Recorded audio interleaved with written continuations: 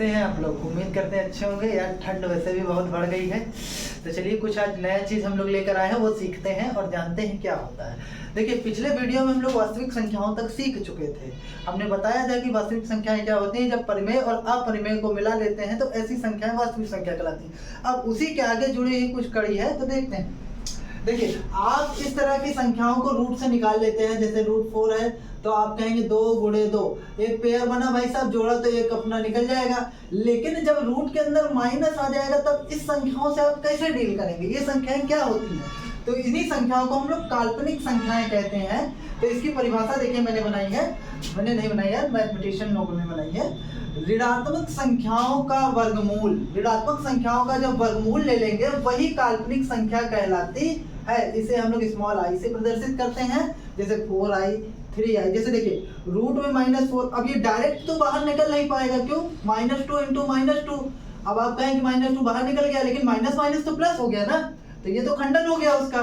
तो इसीलिए हम लोग क्या करते हैं, इसको लिख लेते हैं 4 × √-1 को अलग कर लेते हैं, √-1 को अलग कर लेते हैं, और 2 × 2 और यहाँ पर इंटू ये √-1 को i कह देते हैं। तो 1 2 बाहर निकल गए, यही आपकी काल्पनिक संख्या कहलाती है। ठीक है, समझ में आया?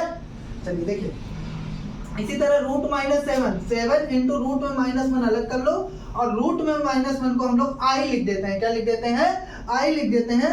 और अगर √-1 की वैल्यू i है तो i² की वैल्यू क्या होगी भाई? √-1 दो बार, और दो बार कोई चीज अगर रूट में होती है तो एक बार बाहर निकल आती है, तो √i² की वैल्यू -1 होगी, और i³ की वैल्यू यानी i³ की वैल्यू क्या होगी, यानी i की घात 3 की मान क्या होगा? i² × i लिख सकते हैं, क्योंकि गुणा में घातें जुड़ती हैं तो अलग भी हो सकती है भाई। तो i² का वैल्यू हम जानते हैं -1, और i की वैल्यू अभी तक नहीं, i की वैल्यू तो √-1 होता है, उसी से बचने के लिए हम i लिख देते हैं। तो माइनस और प्लस क्या हो जाएगा? माइनस, तो √i³ की वैल्यू क्या होती है? -i, और i की पावर 4 की वैल्यू क्या होती है? इसको आप लिख सकते हैं i² का स्क्वायर, यानी i² की वैल्यू -1 यहाँ निकाले हुए हैं, और i² का जब -1 का स्क्वायर कर देते हैं तो i की पावर 4 की वैल्यू को हम लोग 1 कहते हैं।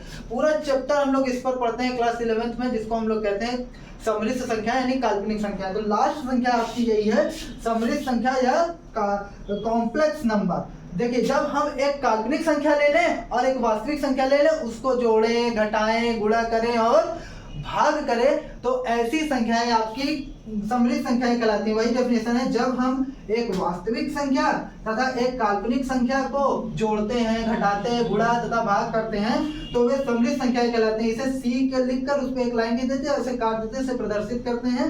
तो देखिए फॉर एग्जांपल, एक काल्पनिक संख्या और वास्तविक संख्या जोड़ा गया, और एक काल्पनिक संख्या और वास्तविक संख्या का गुणा है, ये घटाना और ये भाग है। अब वास्तविक संख्या क्या होती है, इसके बारे में मैंने पीछे खूब डिटेल से बताया, वो आप एक बार जाके देख सकते हैं। अच्छा, क्या आप इसको 2 को सम्मिलित संख्या बोल सकते हैं कि नहीं बोल सकते? बिल्कुल बोल सकते हैं। कहें तो इसमें काल्पनिक भाग कहाँ है?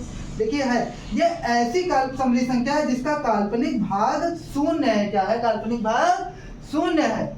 और तो आप क्या i यानी इस काल्पनिक संख्या को आप सम्मिलित संख्या बोल सकते हैं? बिल्कुल बोल सकते हैं। ये ऐसी सम्मिलित संख्या है, काल्पनिक संख्या तो है, ये साथ में सम्मिलित संख्या भी, ये ऐसी सम्मिलित संख्या है जिसका वास्तविक भाग क्या है? 0 है।